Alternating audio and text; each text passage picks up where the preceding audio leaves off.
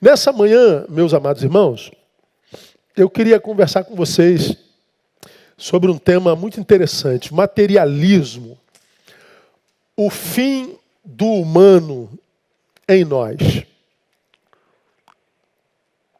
Você que me acompanha já há alguns anos, me vê falando muito sobre essa questão da desconstrução pela qual passa a sociedade.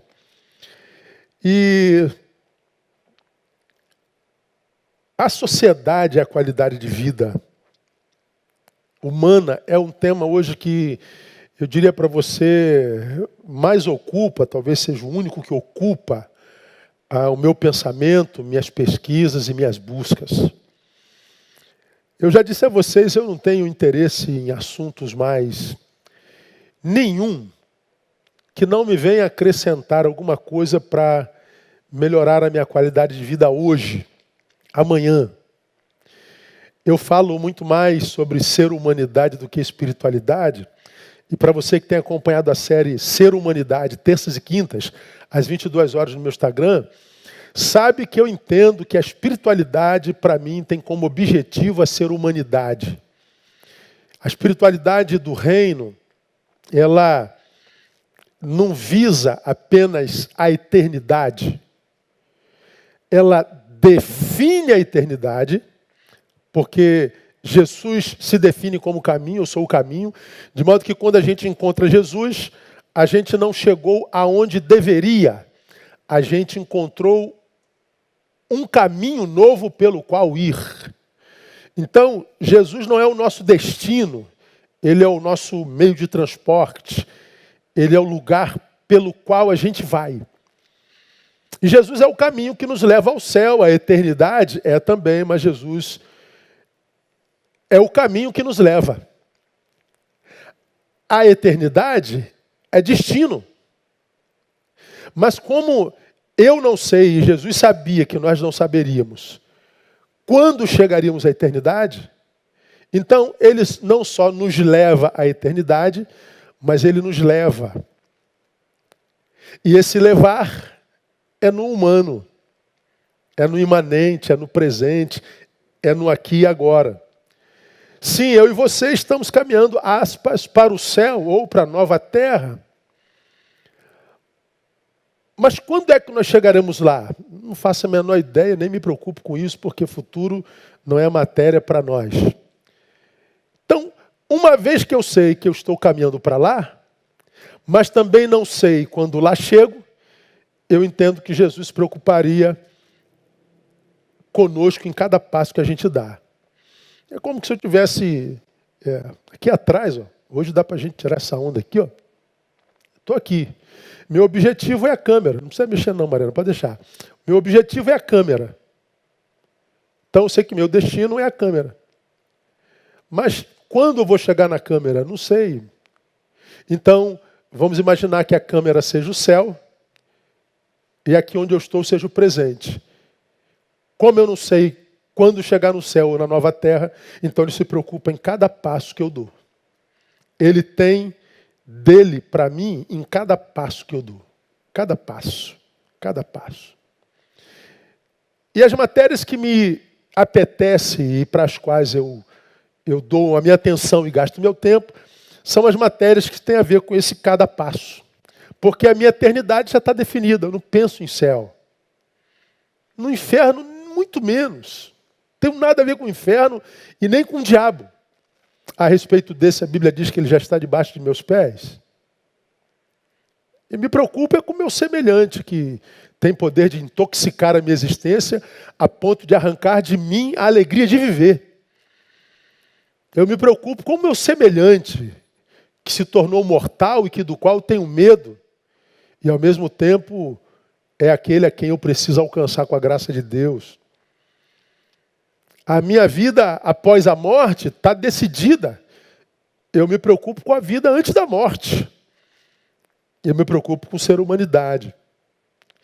Então, para quem ainda não entendeu, eu não gasto mais tempo com teologias, eu não gasto mais tempo com filosofias que não levam a lugar nenhum, com teorias.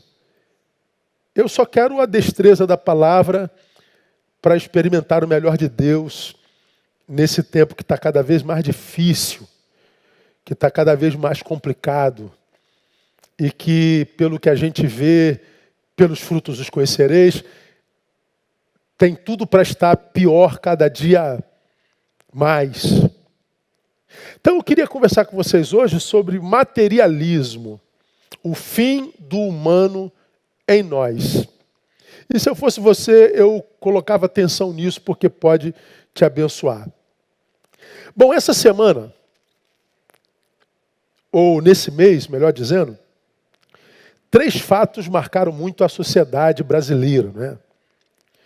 E citando, claro que todos vocês se lembram, no dia 17 de agosto, nós tivemos aquele caso que veio à tona da menina de 10 anos que foi estuprada pelo tio, provavelmente pelo padrasto e pelo primo também, mas revelado que foi estuprada pelo tio, desde os 6 anos ela tem 10. E aos 10 anos, grávida, depois de 5 meses, eu não sei por que esperaram tanto, resolveram abortar a criança. Bom, isso deu pano para manga. As redes sociais só falavam disso. A menina tem direito a abortar, a menina não tem direito a abortar, faz o quê ou não faz o quê?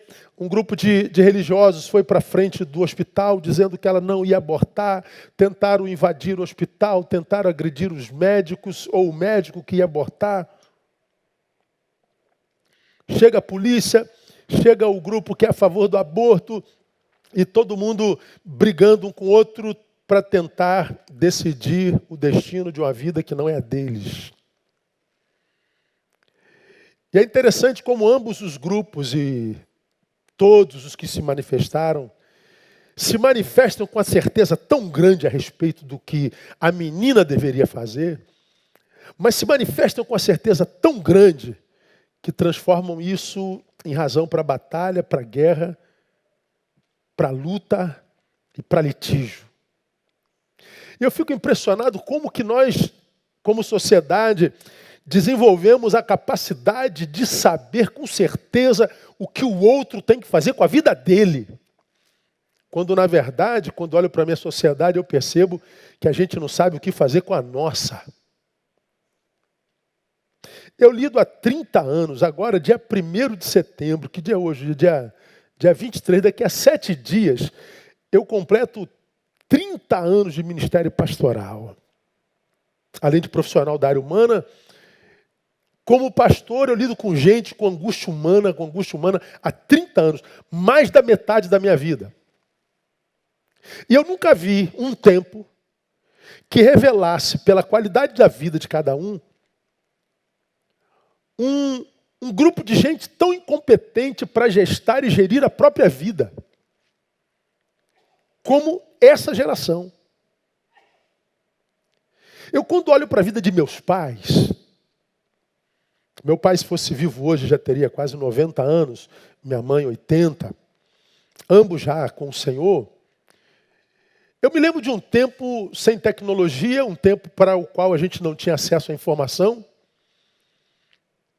mas a gente via muito mais sabedoria implícita do que nesse tempo, no qual nós temos acesso à informação, no qual nós temos formação, no qual nós temos tantos doutores e mestres, mas que a despeito de tanta informação, nós não vemos a qualidade de vida melhorando pelo bom uso dessa informação.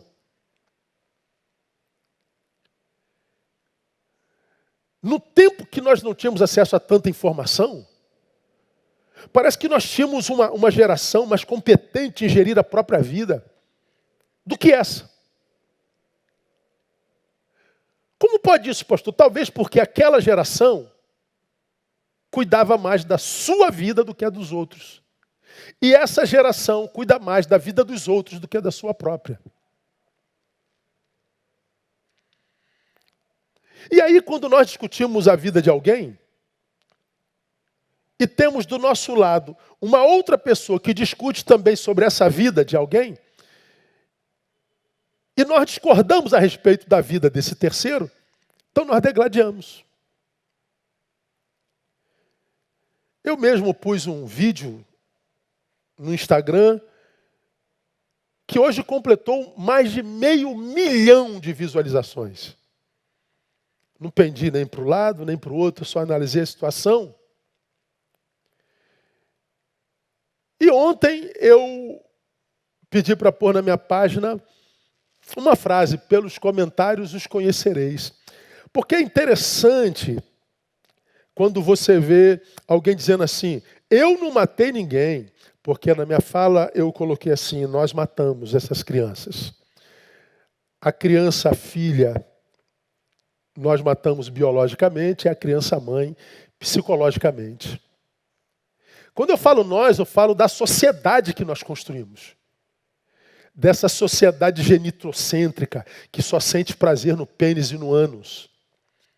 Essa sociedade monstrificada, empedernida, incapacidade de estabelecer conexões afetivas, porque é ensimesmada, porque vive uma overdose do si mesmo. Esse si mesmo que Jesus disse que nós deveríamos negar. Essa sociedade que se tornou idólatra do ego, egoísta, ególatra, egóica. Mas essa geração que acredita que tem autoridade, poder e competência para dizer o que você faz com a sua vida, para dizer o que eu faço com a minha, quando a sua própria não está em ordem. Nós vivemos essa desgraça com essa menina de 10 anos, que é do Espírito Santo, que foi abortar no Recife. E a gente vê pessoas dizendo: eu não matei ninguém, como quem diz, essa sociedade na qual a gente vive não tem nada a ver comigo, eu não contribuo em nada para que ela se transformasse nisso. Bom, se você sabe fazer o bem e não faz, você já contribuiu com essa sociedade.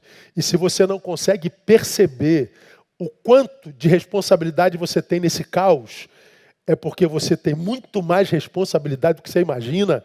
E essa responsabilidade é maior porque a tua ignorância não permite nem que você perceba a tua responsabilidade nisso.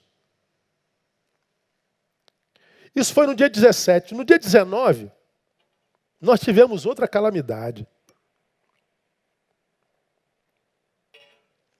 Um funcionário do Carrefour, lá em Pernambuco também, ele tem mal súbito e morre. E estava lá o seu corpo no corredor do Carrefour.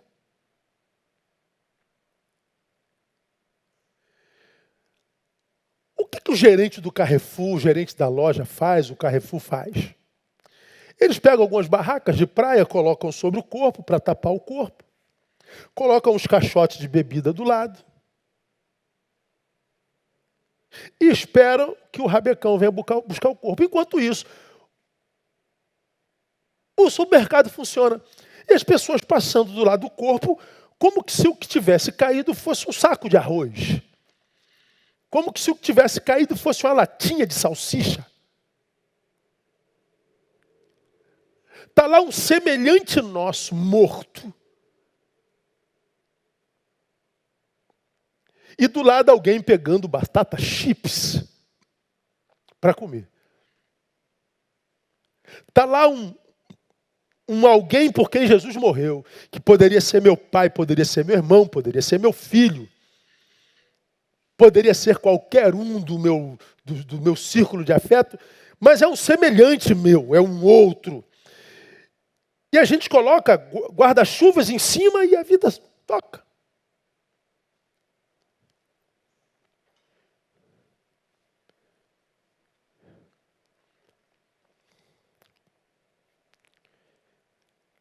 Esse desprezo pela vida, essa desconsideração pela existência, essa total incapacidade de praticar a empatia, revela o quanto a iniquidade esfriou o nosso amor.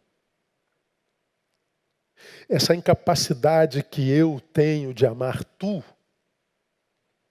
essa incapacidade que tu tem de amar eu, essa incapacidade praticada que nos impede de viver nós, a autêntica palavra que diz, por se multiplicar a iniquidade, o amor de muitos esfriará.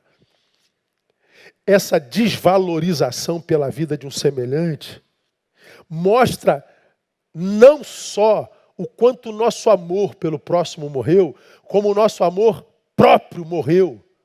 Porque não se trata da vida de um João, de uma Maria ou de um Zé. Trata-se simplesmente da vida. E a vida é preciosa por si mesma. Cada ser humano tem seu valor intrínseco, independente do que faz, do que pensa, do que creia, do que pratique, do que não pratique. Está vivo e por estar vivo, ele tem o seu valor intrínseco e merece ser respeitado e valorizado por isso. Mas nós colocamos guarda-chuvas e vamos comprar a nossa sardinha. Aí a gente diz, já pode acabar agosto, né? Não, isso foi no dia 19. No dia 20, é preso em flagrante o pastor Sérgio Gomes, de 43 anos, em Taboão da Serra, abusando sexualmente de uma criança de 9 anos. Ele sequestra essa criança de 9 anos e abusa dessa criança. Detalhe, casado e a sua mulher grávida de 7 meses. É mais alguém que olha para uma criança e vê um objeto de consumo. É mais alguém que olha uma criança e não vê mais um ser humano.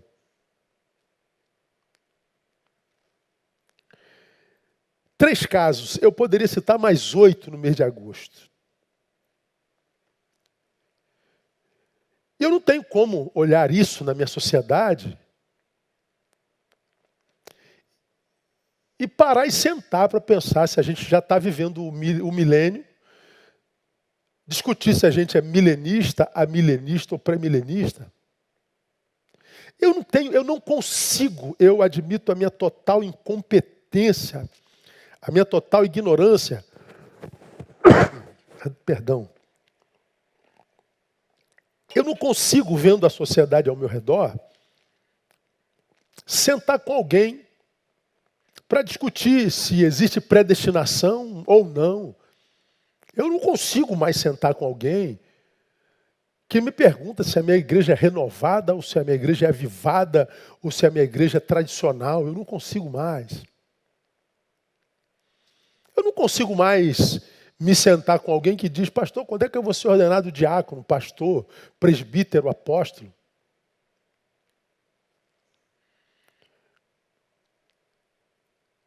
Eu não consigo passar por um corpo e compará-la a um saco de arroz. Eu não consigo ver uma criança grávida de outra criança e discutir se ela pode ou não deve abortar. Eu só me compadeço dela.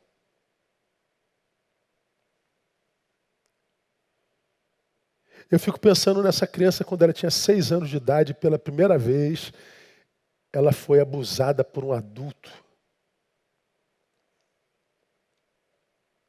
Joga aí no Google, você vai ver que um padre de uma cidade do Brasil, vendo as pessoas que se compadeciam dessa criança de 10 anos, o padre vai para as redes sociais e faz o seu comentário.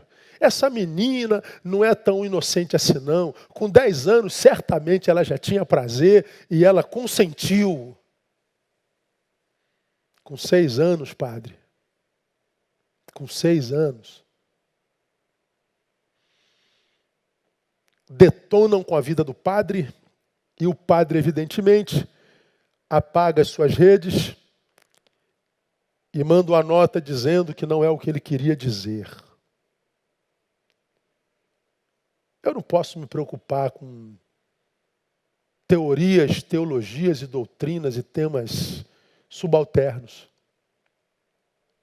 Quando eu vejo a história dessas meninas, uma dentro da outra, mãe e filha, quando eu vejo a história desse corpo caído no mercado e completamente desconsiderado, quando eu vejo um pastor, teoricamente de Deus, abusando de uma criança, e a sua mulher dizendo que ele tinha uma certa fascinação por essa menina. Eu não entendia por que essa fascinação, mas eu nunca podia imaginar que chegaria a isso.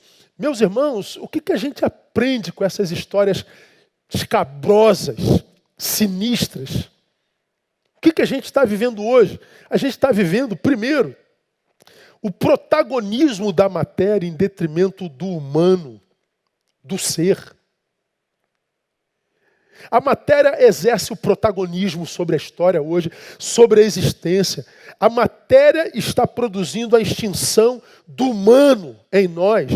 Parece que nós chegamos a um tempo da história dos homens, no qual a dita humanidade perdeu, de fato, o seu espaço para a matéria. Deus nos fez humano. Esse projeto humano ele foi viralizado no Éden, quando o pecado entrou. Deus mandou o antivírus Jesus Cristo para resgatar o projeto de Deus. Mas esse vírus chamado Jesus Cristo está cada vez mais longe dos nossos apetites, dos nossos desejos e das nossas prioridades. E quanto mais longe Jesus Cristo está desse humano que foi viralizado pelo pecado, mais monstrificado esse humano fica, mais desumano ele fica, a ponto de olhar para uma criança e não ver mais a sua filha, ver um objeto de consumo. A gente não consegue mais olhar num corpo e ver um ser humano caído.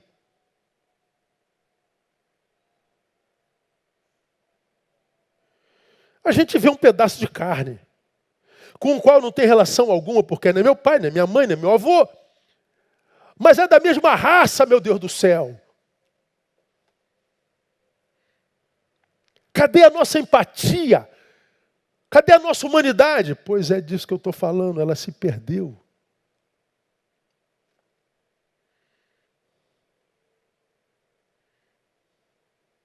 Não é mais a matéria que serve ao homem, é o homem que serve à matéria. É a matéria quem dita as regras. É a matéria que diz quem nós somos. É a matéria que diz o que podemos. É a matéria que diz o que não podemos. É a matéria que diz o que vale. É a matéria que diz o que não vale. É a matéria que nos move. Nós estamos atrás de coisas. Nós estamos atrás de ter. Nós estamos atrás de aparecer. Nós estamos atrás de prazer. Nós estamos reféns da matéria. A matéria se tornou a razão do nosso existir, a razão do nosso mover.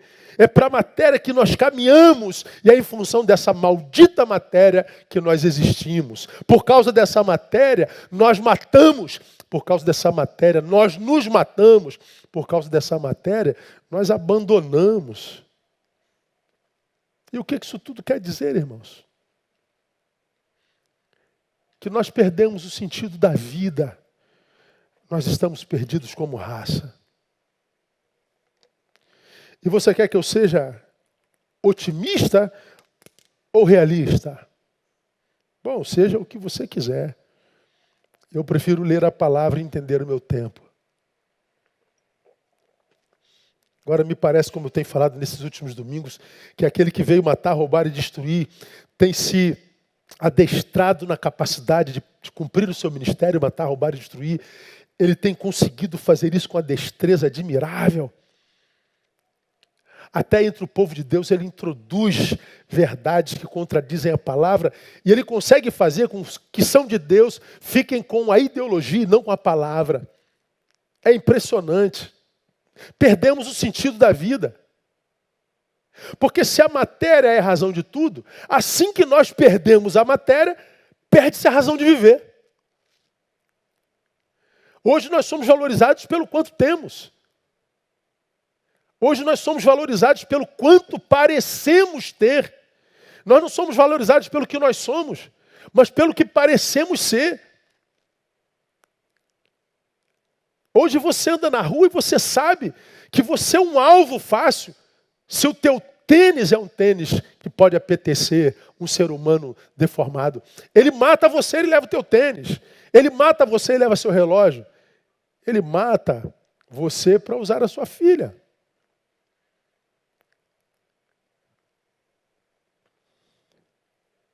Perdemos o sentido da vida. Porque a matéria é a razão dessa vida. Ora, vida sem matéria hoje se transformou em material desprezível. É um pai que está caído nesse corredor, Carrefour. Não é meu. Quanto é o preço mesmo dessa sardinha? É uma criança, tio. É sua sobrinha. Para mim, uma mulher. Pastor, é o pequenino a respeito de quem Jesus falou que se alguém desviasse um pequenino desse, era melhor o suicídio. Meu prazer em primeiro lugar. Perdemos o sentido da vida, irmão.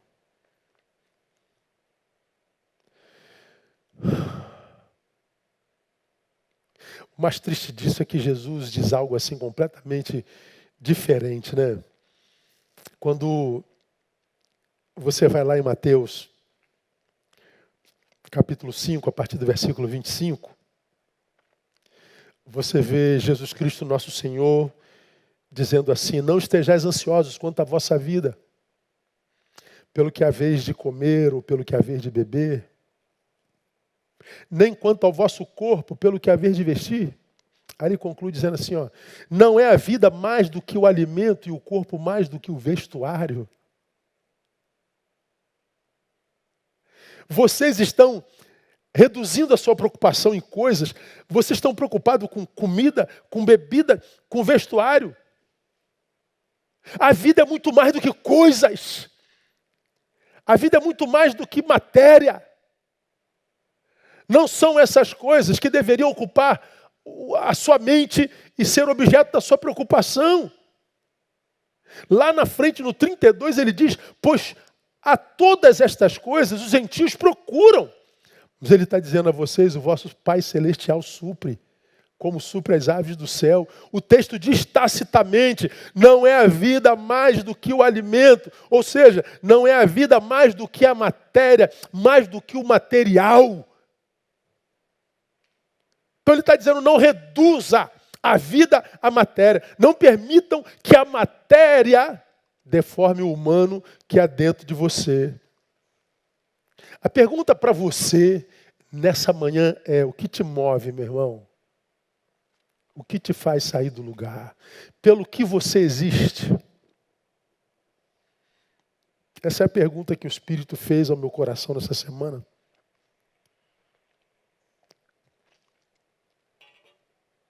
Pelo que você existe? O que te move? O que te tira do lugar?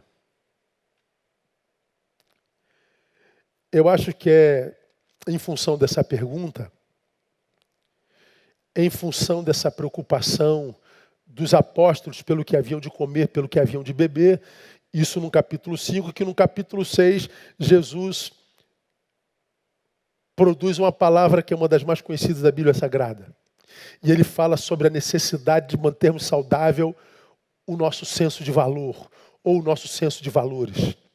Ele diz: buscai primeiro o reino de Deus e a sua justiça, e todas estas coisas vos serão acrescentadas. E diz mais: não vos inquieteis, pois, pelo dia de amanhã, porque o dia de amanhã cuidará de si mesmo, basta a cada dia o seu mal. Jesus está dizendo: parem de colocar a matéria como primícias na sua existência. Parem de reduzir a sua vida ao que você tem, ao que você possui, mas que a traça e a ferrugem podem levar e que o ladrão pode roubar. A vida é muito mais do que isso. E mais, diria Jesus: não se preocupe com o amanhã, porque todo dia carrega mal em si mesmo. Basta cada dia o seu mal. Se você se concentrar em administrar o mal de hoje, você vai descobrir que não há no hoje mal suficiente para desconectar, para desconfigurar a vida de ninguém. Quem, portanto, está com a sua vida configurada? Quem está vivendo uma vida que não vale a pena ser vivida? Quem foi que foi arrebentado pela existência? Aquele que uniu o mal de hoje com o mal de amanhã, como ansiedade, e uniu o mal de ontem como preocupação e como trauma. Ora, o Evangelho é a capacidade de Deus para viver desapego do futuro, desapego do passado. E além disso, me dá capacidade de gestão para o tempo que se chama hoje. E além disso, me capacita para me relacionar com as coisas sem que as coisas se tornem meus donos ou minhas donas. Quando Jesus diz, mas buscai primeiro o reino de Deus, e as demais coisas vos serão acrescentadas, Jesus compartilha saberes aqui extraordinários para nós nesse tempo de materialismo. Primeiro ele diz que nós podemos sonhar com coisas e com todas as coisas. Busca primeiro o reino de Deus e as coisas serão acrescentadas. Então ter coisas não é problema. A gente pode sonhar com coisas. Desejar coisas não é necessariamente uma atitude materialista. Eu posso sonhar em ter minha casa própria, posso sonhar em ter meu carro, posso sonhar em ter uma casinha no campo, posso sonhar em ter uma casinha na praia. Você pode sonhar com qualquer coisa. E sonhar com coisas não é materialismo. Mas esse texto demais diz que nós que possuirmos coisas também não é problema para Deus. Esse texto está dizendo que é Ele mesmo quem nos dá. Tem pessoas que têm poucas coisas, tem pessoas que têm coisas à beça. Pode ter a ver com competência, pode ter a ver com a bênção de Deus.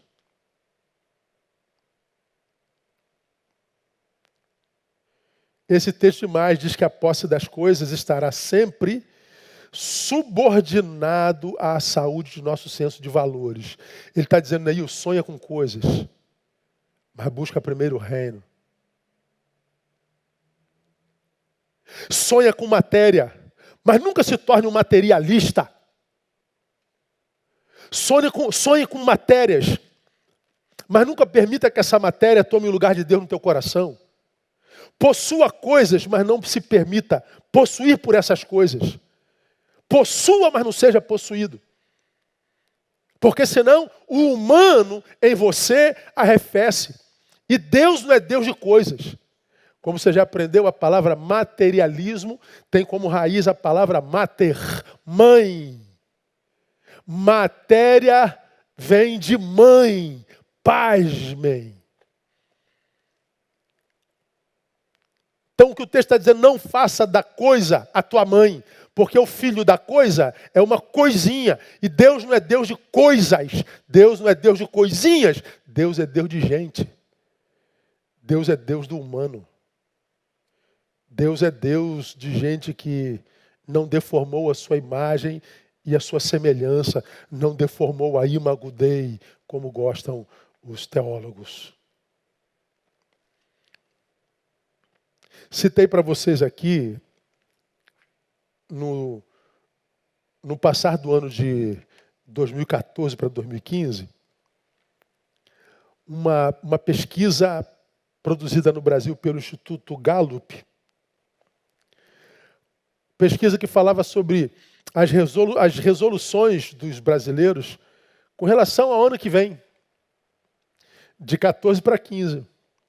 Então, os recenseadores fizeram pesquisa com alguns brasileiros, se eu não me engano, 2.400 brasileiros, e perguntando quais são as suas pretensões para o ano vindo. Isso 2014. As 3 resoluções mais ouvidas. Número 1, perder peso. Número 2, ser mais organizado. Número 3, gastar menos e economizar mais. Então, de acordo com o Instituto Gallup, os que os brasileiros mais queriam em 2015 era perder peso. Estou gordo demais. Segundo, ser mais organizado. Minha vida está uma bagunça. Terceiro, eu preciso economizar dinheiro, eu preciso gastar menos. Agora, por curiosidade, deixa eu mostrar uma pesquisa feita pelo mesmo instituto, só que em 1940. De 40 para 41. As mesmas perguntas. O que vocês mais desejam para 1941? As 3 respostas. Melhorar meu caráter. 2. Conviver mais com a família. 3. Ser mais frequente, pasme, e me envolver mais com a vida da igreja.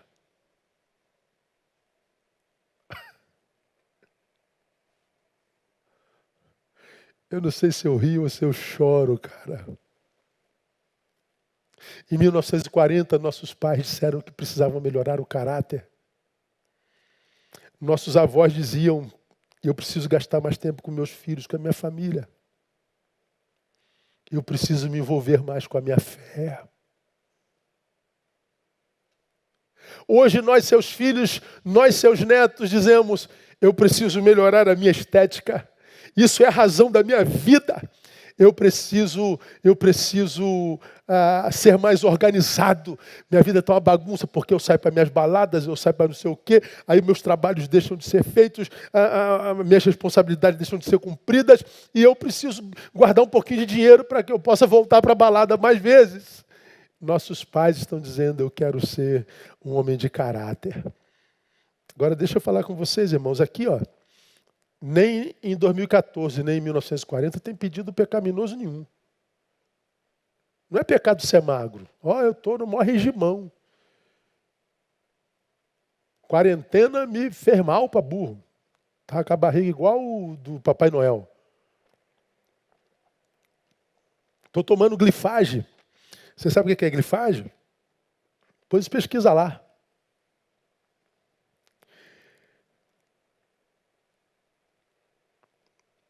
Tinha que perder peso. Questão de saúde. Glicose lá em cima. Insulina no máximo. É por isso que a glifagem é tomada, para baixar a insulina. Porque arrebenta com tudo no teu corpo.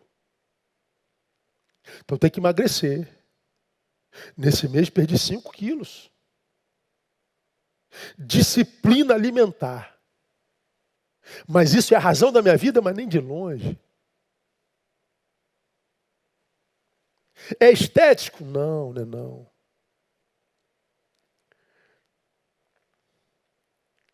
Mas não há pedido pecaminoso aqui. Você tem direito de ficar gostosão e gostosona. Tem.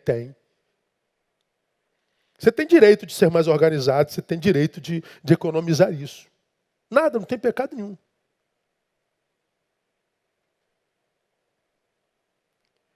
Mas que nossos pedidos,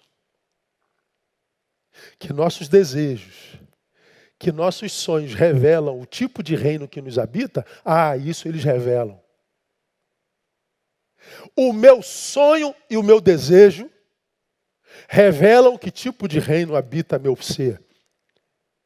O que eu peço à vida, ao eterno, ao destino, revelam o que me habitam. Uma coisa é eu pedir estética, outra coisa é eu pedir caráter. Uma coisa é eu pedir dinheiro, a outra coisa é dizer que eu quero ser mais fiel à minha fé. Uma coisa revela o material, a outra coisa revela o espiritual. E comparando os sonhos de 40 e os sonhos de 2000, a gente vê o quanto que o material está tendo protagonismo sobre o espiritual. O quanto que o materialismo tem feito o que com a gente? Tem dado fim ao humano em nós. Falando sobre isso aqui, me lembro de uma palavra de Rubem Alves, o poeta. Rubem Alves disse assim, olha, mas é preciso escolher. Como escolheram nossos avós em 1940 e os nossos contemporâneos em 2014. Rubem Alves continua, mas é preciso escolher, porque o tempo foge. Não há tempo para tudo.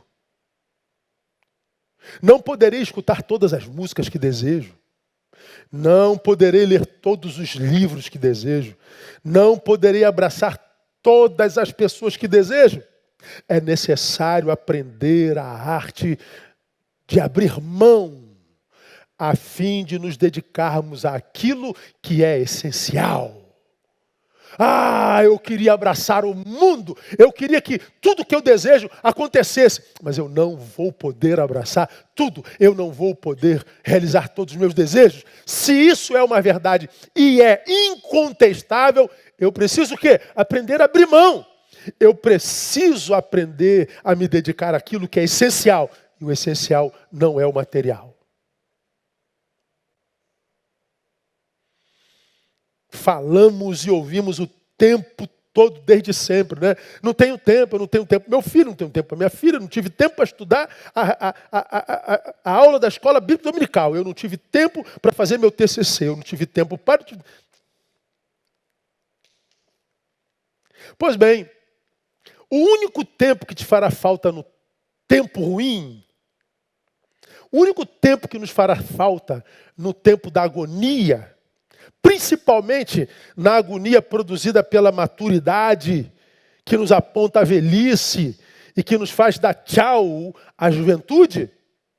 O único tempo que nos fará falta é o tempo que você não teve para gastar com quem você ama. Esse tempo vai te fazer falta. Gasta tempo com tudo e com todos os projetos e ideologias. E para fazer isso, você abre mão de quem de fato dá sentido à nossa existência. Esse tempo você vai sentir falta no tempo da velhice. Então, meu irmão, a palavra de Deus para você hoje. Gaste tempo com quem você ama hoje. Tem que jantar com ela? Janta hoje. Precisa fazer essa viagem? Faça essa viagem logo. Não deixa para 2022, não. Você precisa dizer que ama, diga logo. Porque amanhã quem pode estar caído no corredor do Carrefour é ele, o teu amado, a tua amada, ou você mesmo. Diga que ama, diga que perdoa, diga obrigado, diga o quanto é importante. Porque a ausência disso vai te fazer falta lá na frente. Eu costumo dizer, e as pessoas ficam com raiva disso, que cada um de nós está exatamente aonde merece. O meu hoje é a consequência da forma como eu vivi os meus ontens. Como eu vivi os meus ontens, me trouxe até aqui. E aqui eu posso me tornar um aprendiz, que analiso a minha história para que ela não se repita no futuro, ou eu me torno um caçador de culpado, como eu falo sempre. Me torno um coitadista, que acha que sou vítima do universo, e há um complô do universo contra mim, e eu fico aqui procurando culpados. Achar o culpado não muda o presente, nem restaura a possibilidade do futuro.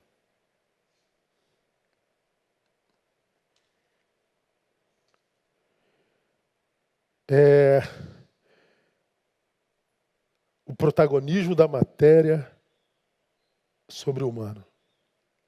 Vamos terminar.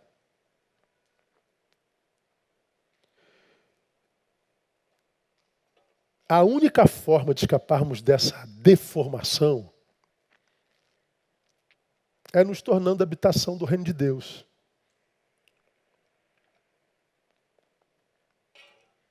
Coloca para mim, painel, o primeiro texto, Romanos 14, 17. Porque o reino de Deus não consiste no comer e no beber, mas na justiça, na paz e na alegria no Espírito Santo. Porque o reino de Deus não consiste no comer e no beber, mas na justiça, na paz e na alegria do Espírito Santo. O texto diz que o reino de Deus não consiste no comer e no beber. Ou seja, o reino de Deus não consiste em matéria, mas na justiça, na paz e na alegria do Espírito Santo. Ou seja, no que me habita. Paz habita. Justiça é valor, habita. O Espírito Santo nos faz casa espiritual, diz a palavra. A única forma de manutenir o humano em nós não é só nos envolvendo em causas nobres, causas de minorias, e abandonando o Espírito Santo. Não é só buscando uma filosofia zen para ter paz, mas abandonando a causa da injustiça, da justiça. O reino é paz, aquela que é produzida pelo Espírito Santo, que excede todo entendimento, mas que porque me tornei e fui alcançado pela paz, eu me envolvo em projeto de justiça. Eu me envolvo com um projeto que está para além de mim. Então não basta vir à igreja cantar uma musiquinha. Não basta vir à igreja e tocar um instrumento. Não basta vir à igreja e pregar um sermão. A minha vida tem que estar para além de mim mesmo. Ah, não, pastor, agora que eu alcancei essa paz, eu vou ficar aqui curtindo. Não. Você tem paz para promovê-la. Quem tem paz não para curti-la. Tem paz para se tornar um pacificador. Ou seja, tem paz para produzi-la. E quem não produz paz que tem, perde a paz que um dia teve. Somos promotores de paz, pacificadores. Somos promotores de justiça. Por causa da alegria do Espírito Santo. É Jesus quem diz que o reino não vem com aparência exterior. O reino não aparece, não vem com aparência exterior, diz a sua palavra, nem dirão, ei-lo aqui ou ei-lo ali. Aí ele diz, porque o reino de Deus está dentro de vós. É só com o reino de Deus em mim que eu sobrevivo a essa iniquidade que desconstrói, que esfria amor. Com isso eu estou dizendo que não tem a ver com religião, porque os mais frios são os religiosos. E dentre eles, a grande maioria dos nossos. Eu não matei criança nenhuma. Quem são esses religiosos de quem o pastor fala nesse vídeo? Eu falo dos religiosos que não conseguem saber quem são os religiosos do vídeo. Eu falo dos religiosos que lavam a mão como Pilatos. Eu não tenho nada a ver com a morte dessa justa que foi estuprada. Não tenho nada a ver com isso.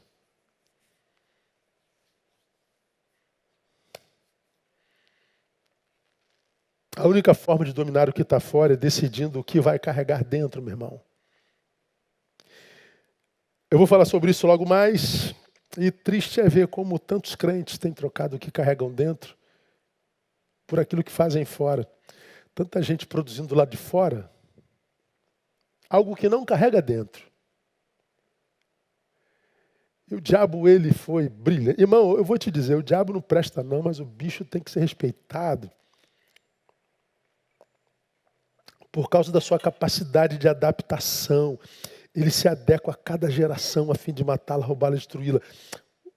Ele hoje usa a rede social de uma forma tão brilhante. Aí, nessa geração, o sujeito chega lá, bota uma frase lacradora, ele acha que cumpriu o papel dele na sociedade. O cara bota lá, pastor antifascista, médico antifascista, ateu antifascista, não sei o que antifascista. Eu estou combatendo o fascismo.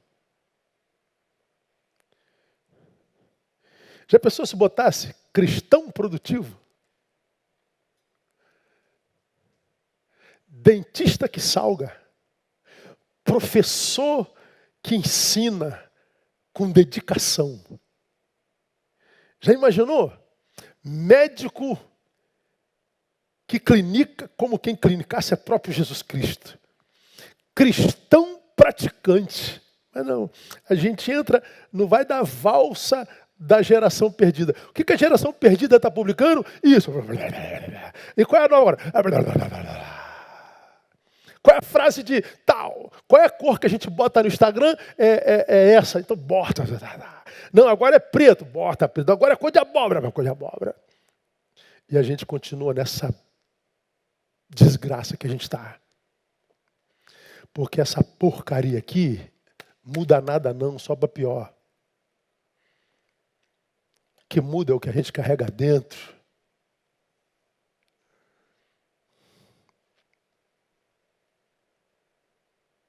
Por isso a advertência bíblica, eu estou terminando. Apocalipse 3,14, uma palavra à igreja de Laodiceia. Ao anjo da igreja em Laodiceia escreve: isto diz o Amém, a testemunha fiel e verdadeira, o princípio da criação de Deus. E ele começa dizendo para aquela igreja que ele tem misericórdia de nós. Conheço as tuas obras. Irmão,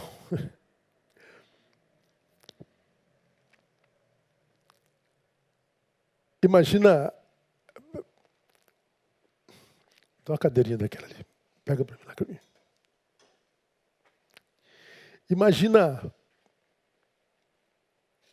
Imagina você sentado no teu quarto fazendo devocional. Eu sou daquele tempo que crente fazia devocional, tá?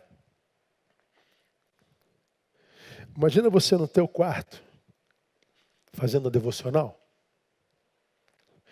Aí de repente tu lê a palavra e o Senhor diz assim para você: Neil, conheço as tuas obras.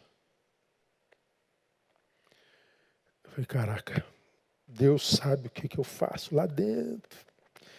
Ele sabe o que eu penso aqui. Jesus, tem misericórdia.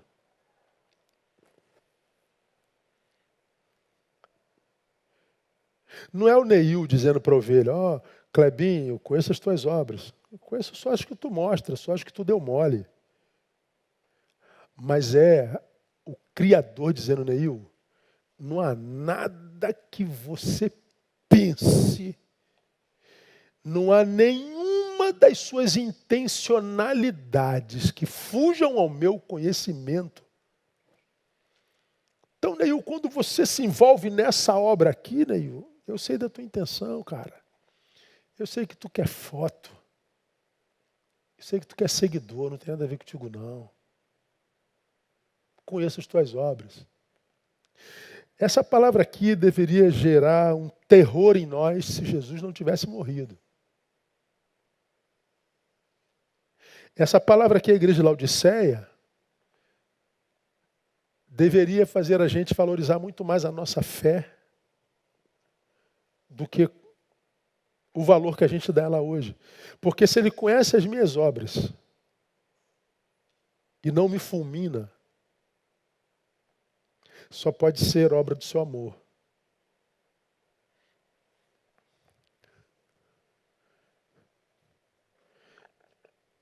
Mas ainda assim eu tenho colocado o reino dele lá atrás, a despeito desse amor que me mantém vivo, a despeito dos meus pensamentos, desejos, intenções, a despeito da minha hipocrisia, da minha inutilidade, da minha verborragia.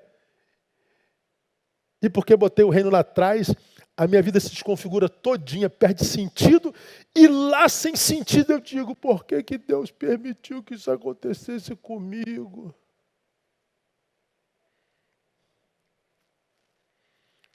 Conheço as tuas obras. E ele está dizendo para uma igreja que nem és frio, nem quente. Quem dera fosses frio ou quente. Quem dera você tivesse caráter. Eu sou um ateuzão mesmo, não creio nessa porcaria não. Ou não, eu sou fogo puro. Mas não, eu digo que creio, mas não vivo como se cresce. Eu digo que conheço o seu amor, mas não amo como deveria amar. Eu sei da responsabilidade dele comigo, mas eu não tenho a mesma responsabilidade para com a dele. A minha vida é uma coisa, o meu discurso é outro. Pois bem, assim porque és morno e não és quente, nem frio, vomitar-te-ei da minha boca. Porquanto dizes: rico sou, estou enriquecido, de nada tenho falta, e não sabes que é um coitado e miserável, pobre, cego e nu. Olha o que você está dizendo. A igreja de Laodiceia estava numa cidade absolutamente rica.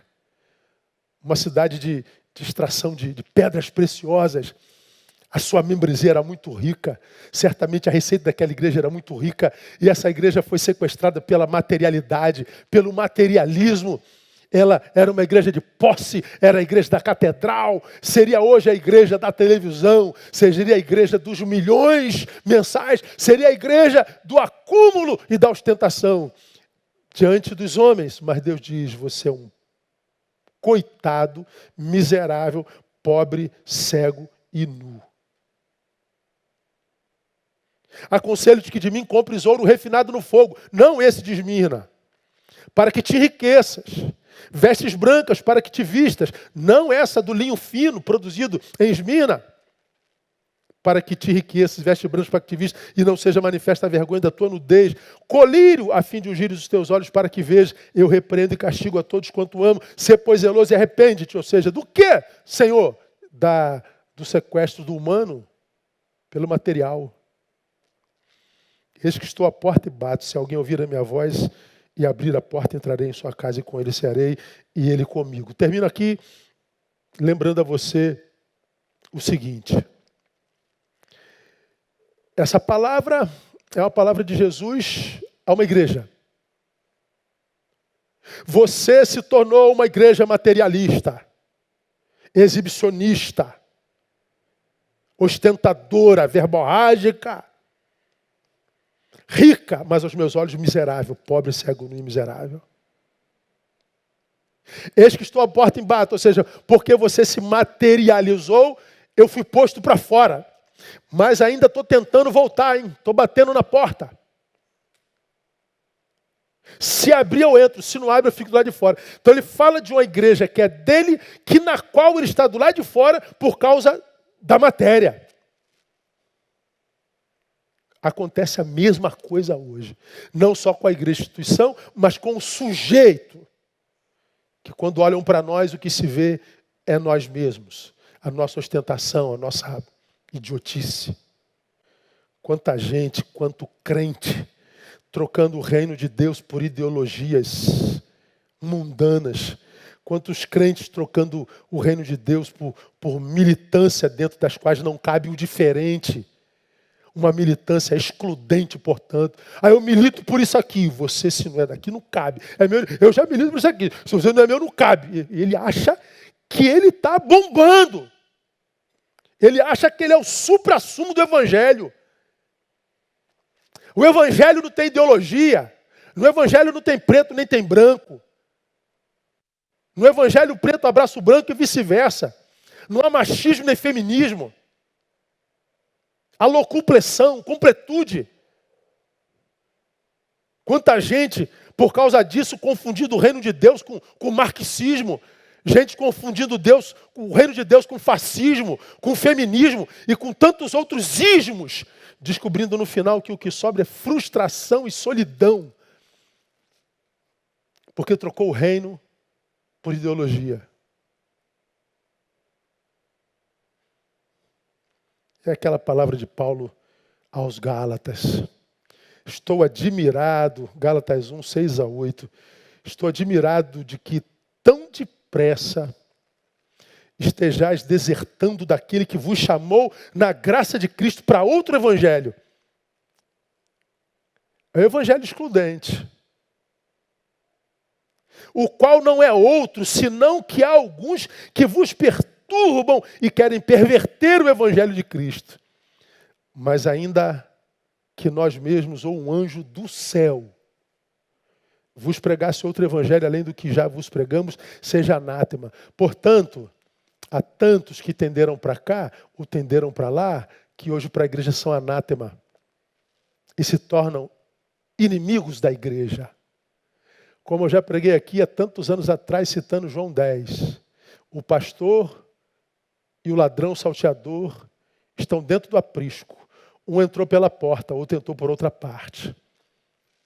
Então há duas vozes dentro da igreja. Eu falei que se houver alguma destruição da igreja, ela não virá de fora para dentro, ela virá de dentro para fora. E está aí o liberalismo teológico que não me deixa mentir. Quantos que já estiveram dentro da igreja, hoje são inimigos da igreja, achando-se, inclusive, melhor do que igreja. A Bíblia chama de anátema. Quanta gente trocando o reino por trabalho, quanta gente trocando o reino por dinheiro, quanta gente trocando o reino por paixões descartáveis, quanta gente buscando sentido para a vida através de algo que faz fora, descobrindo que no final o que sobrou foi só cansaço. Cansaço. Meu Deus, que geração iludida, que geração desiludida. Por quê? Cito Gálatas 3:3 e termino. Sois vós tão insensatos, tendo começado pelo Espírito, é pela carne que agora acabareis?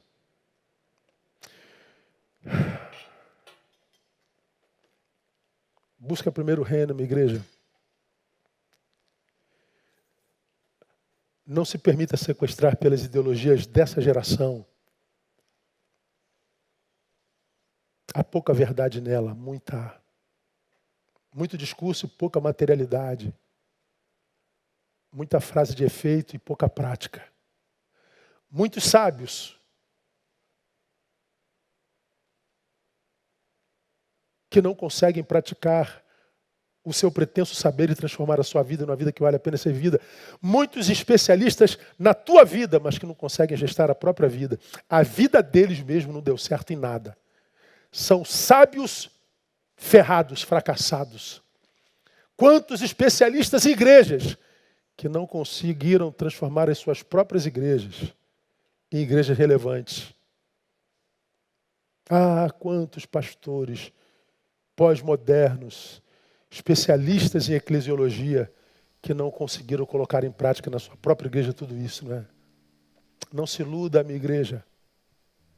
Busca primeiro o reino de Deus. Porque o reino de Deus não consiste no beber e no comer, mas na paz, justiça e alegria do Espírito Santo. Consiste naquele que nos habita. Que Ele nos abençoe e que Ele nos dê a graça de viver isso na prática. Amém? Glória a Deus. Lembrar a você que, terminando aqui, essa palavra fica no canal do YouTube da nossa igreja, mas vai também para o meu canal do YouTube. Se você ainda não se inscreveu, está perdendo muito material, muito conteúdo, muito alimento espiritual, tá bom? Deus abençoe você. Que esse domingo seja um domingo mais que abençoado em Jesus de Nazaré. Que esse domingo seja um domingo de provisão, seja um domingo de graça, seja um domingo de alegria e de superação. Logo mais, permitido o Pai, às 18 horas estamos juntos. E vamos de novo, irmãos, se Deus permitir, receber uma palavra que confronta, que faz pensar, que desafia, que é difícil de digerir. Como o livro do profeta, que é amargo quando come, mas é doce quando chega ao estômago. 18 horas, te aguardo. Vamos orar e depois a gente se despede ouvindo Valéria mais uma vez. Vamos orar. Pai, muito obrigado. Obrigado por tua palavra tão atual, por tua palavra tão desafiadora, por tua palavra tão esclarecedora. Livra-nos, ó Deus, dessa desconstrução maldita pela qual passa a humanidade e tantos crentes. Ajuda-nos a manutenir o evangelho na alma, para que as ideologias da pós-modernidade não deformem a nossa identidade diante do Senhor. Livra-nos de sermos uma hipocrisia ambulante. Livra-nos da desgraça de imaginarmos que somos especialistas e que temos direito em dar opinião na vida que não nossa. E ajuda-nos a gerir a nossa própria vida. Ajuda-nos a sinalizar o reino. Capacita-nos a conviver em comunhão. Faz de nós homens que dá mais respostas do que críticas. Faz de nós gente que fala menos e salga mais. Faz de nós gente de verdade. Oramos e pedimos gratos no nome de Jesus de Nazaré. Amém e amém.